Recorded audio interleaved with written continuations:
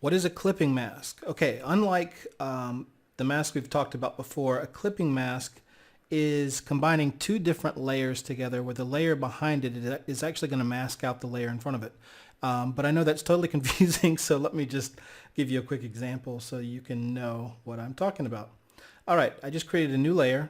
I'm going to create I'll just do a circle, black circle.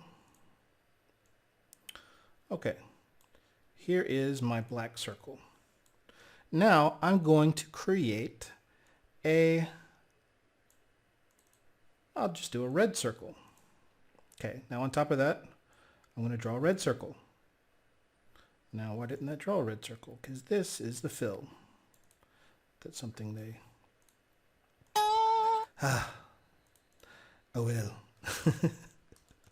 I was trying to look all cool. Okay. Let's change this to red. There we go. Red circle. Now, let's say for whatever reason, we only want for this red circle or red ellipse, sorry, it's not a circle, to only appear where this black circle is. Now, the way we would do it before is we would click Control, click on this ellipse, Control click, and then you could go up to this side, the layer here, and click on the alpha channel, and that would create a circle. And these are linked right now, so if you move this, it's going to move everything together. So let's unlink this, and now when you move it, it's inside. But this is really a cheat. This isn't the best way to do this, okay? So let's get rid of this alpha channel. Now, what's a better way to make this red ellipse only appear where this circle is? Well, if you put your hand between these two layers and click on Alt, you will get this little box. It's a square with a little arrow pointing down. That means that this will only be visible where the circle is. So the circle is basically going to be your, the shape of the circle is going to be your alpha channel. So let's click on that. Boop.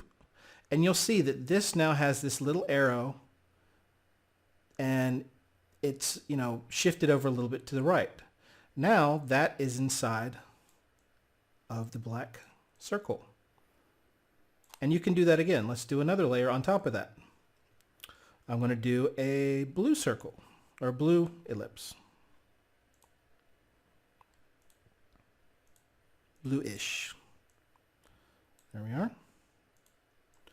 Okay, now this is just sitting on top, but if we click on this guy again, we'll get the same square and the little arrow. Click on that, and now they're both inside of that.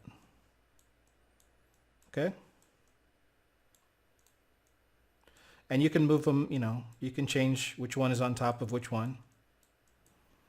You can, change the opacity or the transparency. So why do you really need this? Well, you can use this in a lot of different ways, and I'm constantly finding out different ways to do this. Let me delete all this. And let me give you an example of what I do. For example, if I'm doing a web design, I will oftentimes have a slideshow. And so I'm just going to draw a red, well, let's do a black box. I'm going to do a black box that goes all the way across. And let's say this is our slideshow in the web design. Okay? And let's say I want a picture here. Now I can, let's go ahead and open, and we'll do some random picture here. Here we go. Okay, let's drag her up into, when you drag it up to the tab up here, then you drag her down, and she's now in this new picture. Okay, so let's hit Control T, make that smaller so she fits here.